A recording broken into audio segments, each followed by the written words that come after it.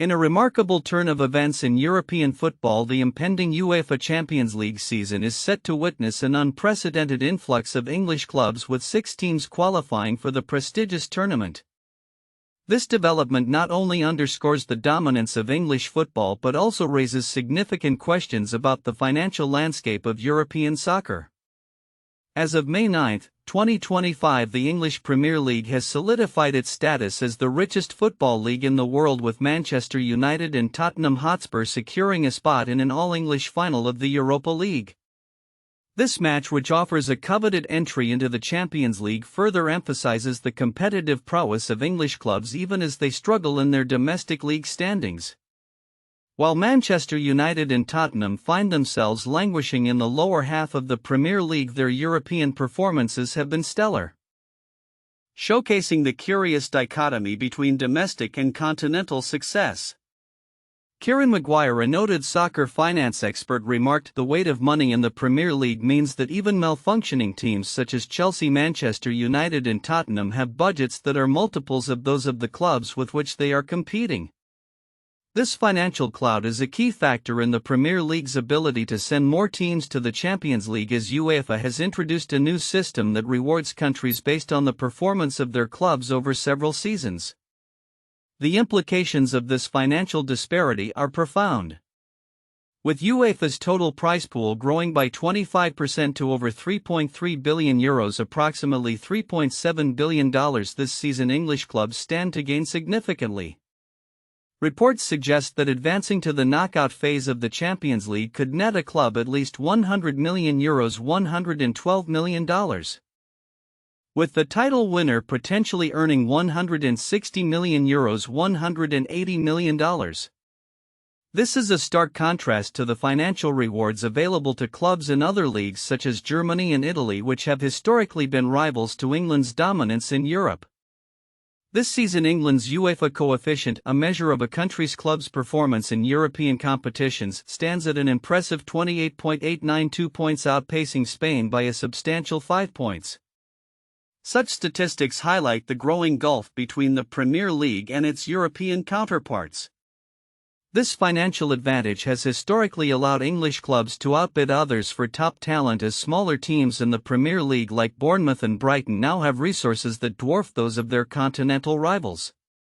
The recent successes of teams like Manchester United and Tottenham in European competitions could indicate a shift in the balance of power within the league itself. As Maguire stated, clubs 7th to 10th in the Premier League are far more wealthy than the equivalent elsewhere in Europe, which helps explain why they have made more progress. This trend suggests that the Premier League's financial muscle could foster a deeper pool of talent and competition, with even mid-tier clubs becoming formidable on the European stage. However, this dominance is not without its critics. Former Arsenal manager Arsene Wenger has voiced concerns over the inclusion of teams that fail to perform in their domestic leagues but still qualify for the Champions League through European success. They should qualify automatically for the Europa League again, not necessarily for the Champions League, Wenger argued, suggesting a need for reform in how clubs earn their places in Europe's elite competition. As the Champions League approaches, all eyes will be on the English clubs to see if they can maintain this momentum.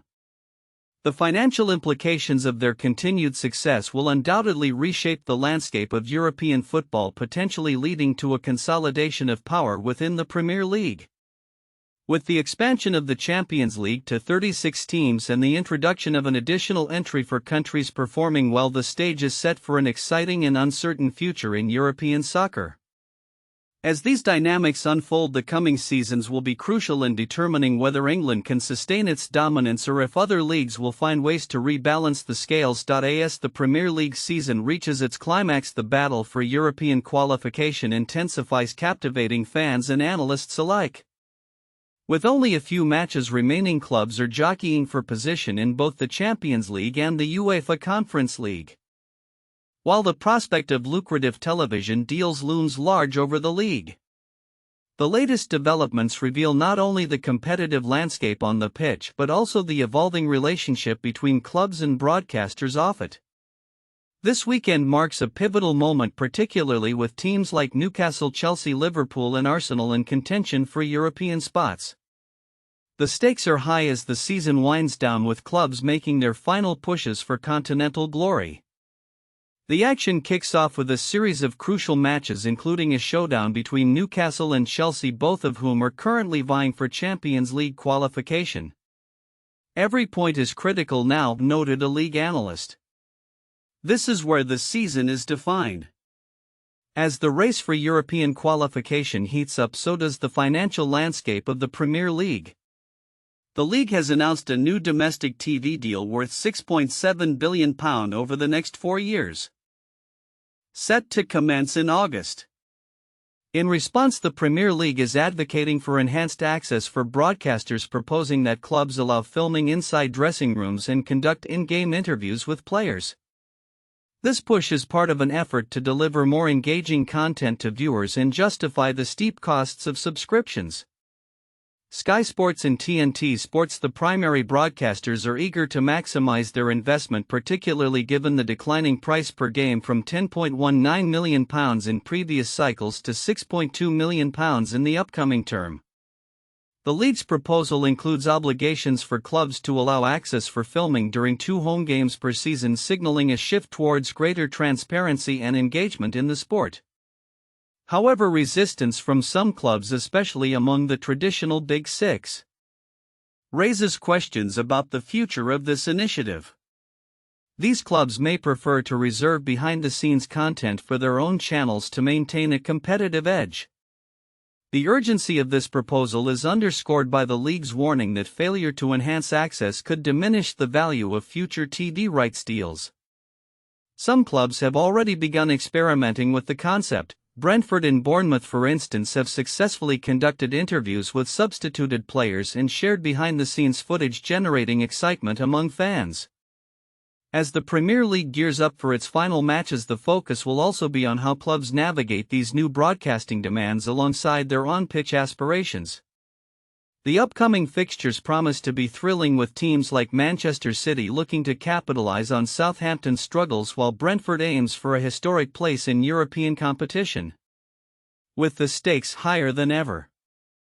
The interplay between club performance and broadcasting strategy will be crucial in shaping the narrative of the season.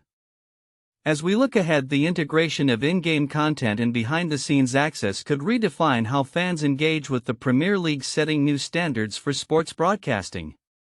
The outcomes of this weekend's matches and the league's negotiations with clubs will likely have lasting implications for both the competitive landscape and the business of football in the years to come. As the Serie A season races toward its conclusion, the excitement in the Italian Football League is palpable. This weekend's clash between AC Milan and Bologna is not just another fixture, it is a crucial encounter that could significantly impact both teams' aspirations for European qualification. The match, set to kick off at the iconic San Siro at 19:45 UK time, comes just days before the two sides meet again in the Coppa Italia final, further intensifying the rivalry. Bologna, currently sitting in 7th place, is only 1 point away from breaking into the coveted 4th position, which would secure a spot in next season's UEFA Champions League. In contrast, AC Milan finds themselves in a race for Europe, making this match pivotal for their ambitions. With both teams vying for a late-season surge, the stakes could not be higher. Milan's coach has emphasized the importance of consistency as they approach this critical juncture. "Every match is like a final for us now," he stated in a recent press conference. "We have to treat Bologna as a formidable opponent, especially with the added pressure of the Coppa Italia final on the horizon."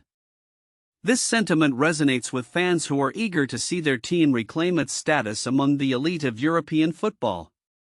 Meanwhile, in another part of Serie A, Inter Milan is preparing for their upcoming match against Lazio, with the anticipation of Benjamin Pavard's return to fitness adding an intriguing layer to their preparations. The former Bayern Munich star has been sidelined with an ankle sprain but is expected to be back for the following weekend's clash. "Having Pavard back in the squad will be a great boost for us," remarked Inter's manager, highlighting the defender's impact on the team's defensive stability. Pavard suffered his injury during a match against Roma last month and had initially aimed to recover in time for a key Champions League semi-final against Barcelona. However, setbacks during training forced him to sit out that match along with the upcoming Serie A fixture against Torino. As the team looks to maintain its momentum in both league and European competitions, his return is keenly anticipated by fans and teammates alike. The confluence of these critical matches illustrates the drama of Serie A's teams' battle for glory on two fronts: domestic league positions and cup triumphs.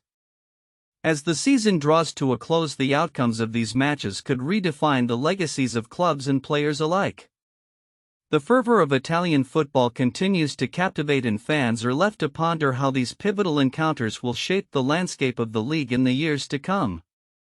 As teams gear up for the final stretch, the question remains: who will rise to the occasion as the pressure mounts?